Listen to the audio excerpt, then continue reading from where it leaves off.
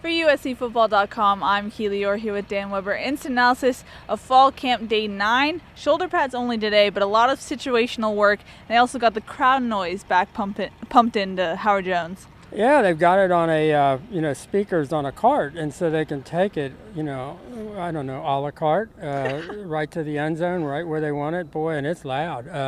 And whenever they turned it off, John Baxter said, "Turn that on again," and they did more situations than you thought they were going to do, and in more more locations. And they punted from the end zone, they punted from the goal line, they punt blocked at the same time.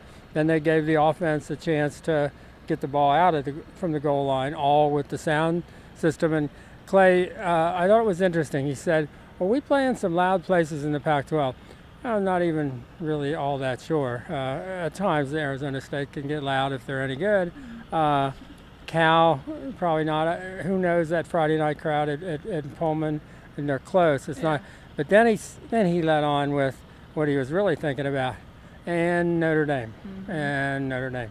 And it's nice if you can be, fairly early in August, and you're doing things that help you at Notre Dame. That's a good thing. That's a luxury.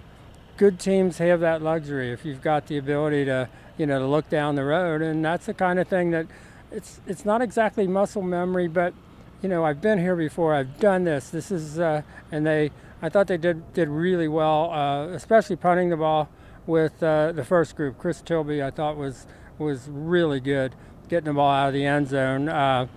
They did get one block. The second group, Evan Budrovich got Stephen Mitchell came in and got a block right away.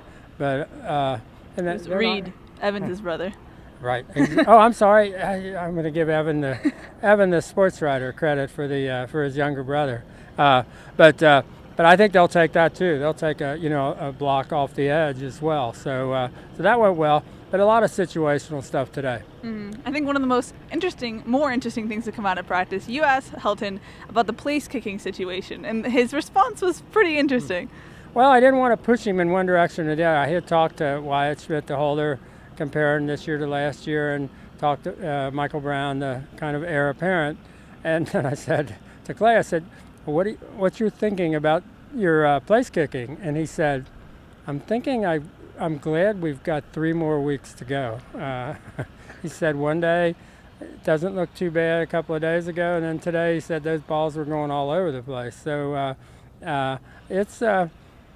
we say it's a work in progress. Let's hope that's the case. I don't see the consistency in snapping, for example. We got a new snapper. Zach Smith was perfect for 4 years. I mean, talk about spoiling you. And then Wyatt Schmidt, is turning. He's now holding for a right-footed kicker as opposed to a left-footed kicker. He said it's actually a little harder for him. It was easier to hold for a left-footed kicker, so he's adjusting. And then the 2 kickers are every day is kind of an adventure. And they keep saying the right word, consistency, but we're not seeing that yet. So we shall see. We shall see. We got to talk to Cam Smith today. He said that he's feeling the fastest he's been so far. He said he put a lot of work into getting his knee right after his ACL surgery 2 years ago. Yeah, and I asked him about the play he made yesterday where he was deep middle, batted a ball down easily 30 yards, from the line of scrimmage against Velus Jones. And I said, are you running better this year? I mean, really running better? And he was trying to be nice, but he said, I think that's pretty obvious. And it was just, and he didn't mean it like it was a bad question. He said he's worked so hard, at least for a year and a half, that he knows he's running better, and then the next person to come up was Joey Kaufman from the Orange County Register, and he said, are you running better this year? So he got to answer the same question twice, but it's pretty obvious that he really looks good.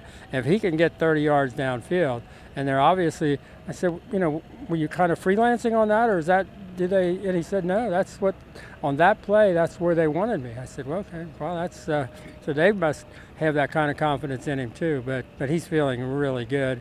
And we really all did a double take because we weren't sure who was that guy flying in to knock that ball down that far down the field.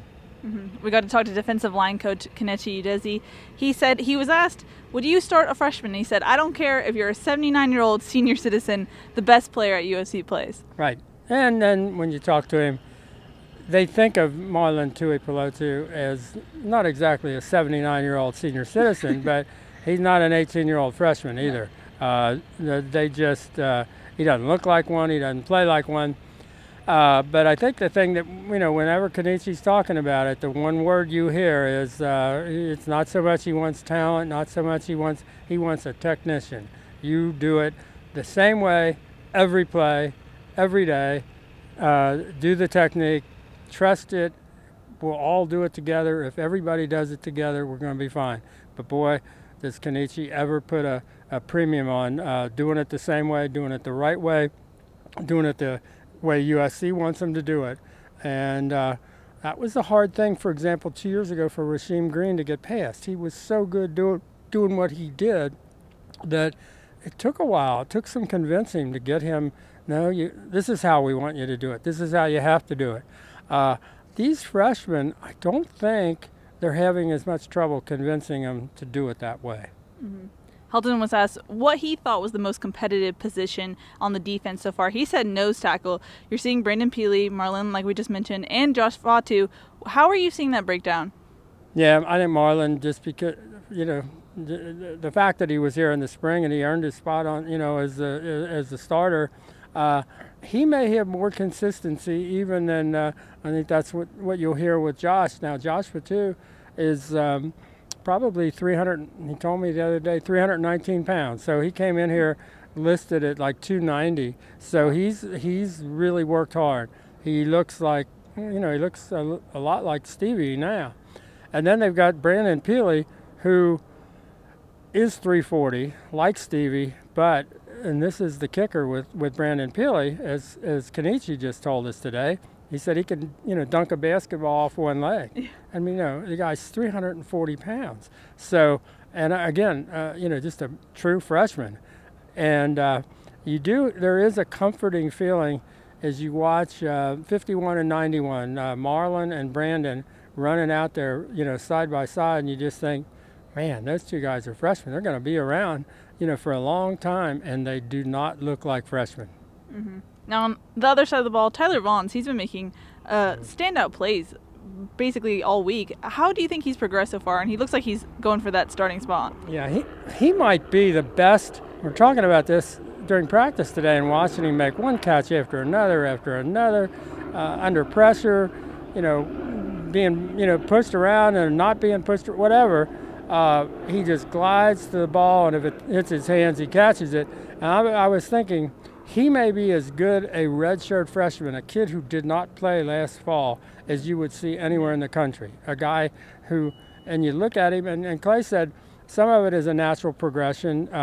He got into the weight room and put on 8 to 10 pounds. So now he can't be muscled at the line of scrimmage. He can't be rerouted. And he doesn't look a lot bigger. He's still kind of, slim, but he's getting where he has to be. And he just does things every single day that make you think this kid has to be on the field. I mean, he's just, he's special. He's really, I needed some convincing to feel like he's that special. I mean, they've got a lot of good receivers here, but you watch him every day and he's special. There's no question. It was the same thing you felt last year about Deontay when he wasn't starting, but you said, he's really special. He's going to be special. He got in there. He was special. Tyler Vaughns is very much in that same kind of, progression. All right, that's going to wrap it up for day 9 of fall camp for Dan Weber. I'm Keely Eure. For more, check out uscfootball.com.